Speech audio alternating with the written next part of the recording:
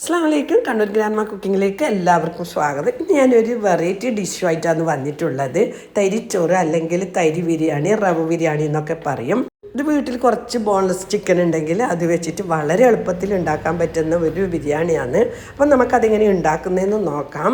അതിന് വേണ്ടിയിട്ട് ഞാനിവിടെ ഒരു പാത്രത്തിലേക്ക് 200 ഗ്രാം ബോൺലെസ് ചിക്കൻ ചെറുതായി മുറിച്ചെടുത്തിട്ടുണ്ട്. അതിലേക്ക് 1 ടീസ്പൂണ് കാശ്മീരി ചില്ലി പൗഡർ, 1/4 ടീസ്പൂണിൽ കുറച്ച് കുറവായിട്ട് മഞ്ഞൾപ്പൊടി, 1/2 ടീസ്പൂൺ ഉപ്പ്, കുറച്ച് ഗരം മസാലയും കൂടി ചേർത്ത് കൊടുത്തിട്ട് ഇത് നല്ലപോലെ മിക്സ് ചെയ്തെടുത്ത് അരമണിക്കൂർ റെസ്റ്റ് ചെയ്യാൻ വെക്കാം.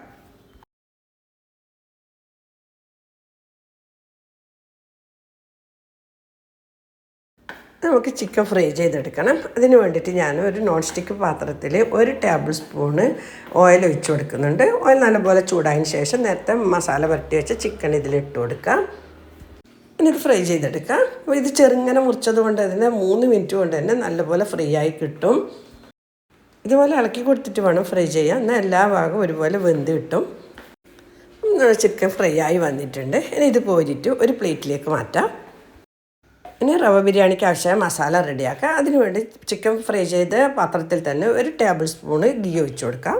ഗീ ചൂടായതിന് ശേഷം ഇതിലേക്ക് ഒരു മീഡിയം സൈസ് ഉള്ളി നേർങ്ങനെ മുറിച്ചത് ഇട്ട് കൊടുത്ത് ഒന്ന് വഴറ്റിയെടുക്കാം.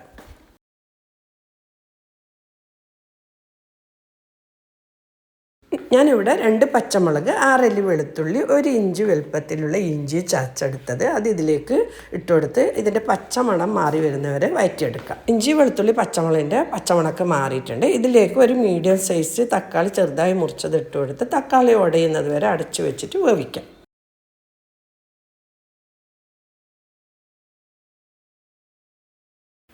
തുറന്നു വന്ന് നല്ലപോലെ തക്കാളിയൊക്കെ ഇളക്കി യോജിപ്പിച്ചെടുക്കുക. തക്കാളിയൊക്കെ നല്ലപോലെ ഉടഞ്ഞിട്ടുണ്ട്. ഇനി ഇതിലേക്ക് ആവശ്യത്തിന് ഉപ്പ് ചേർത്ത് കൊടുക്കുക. 1/2 ടീസ്പൂൺ ഉപ്പ് ചേർത്ത് കൊടുത്തിട്ടുണ്ട്. ഇത് നല്ലപോലെ മിക്സ് ചെയ്തെടുക്കുക.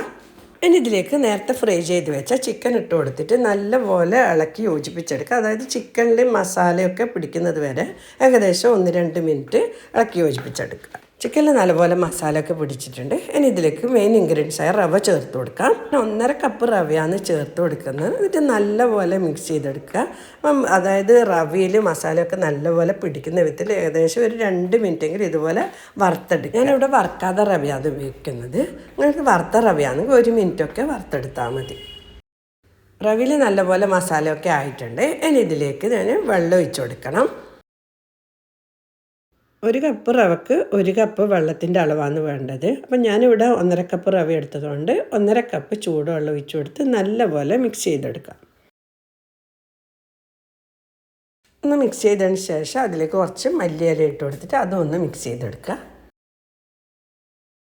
മല്ലിയിലയും റവയൊക്കെ ഒന്ന് മിക്സ് ചെയ്തതിന് ശേഷം ഇതിൻ്റെ മുകളിലായിട്ട് കുറച്ചും കൂടി മല്ലിയില ഇട്ട് കൊടുത്ത് അടച്ച് വെച്ചിട്ട് വളരെ ചെറിയ തീയിൽ 5 മിനിറ്റ് നമുക്ക് ബിരിയാണി ദമ്മിടുന്നത് പോലെ ദമ്മിട്ടെടുക്കാം.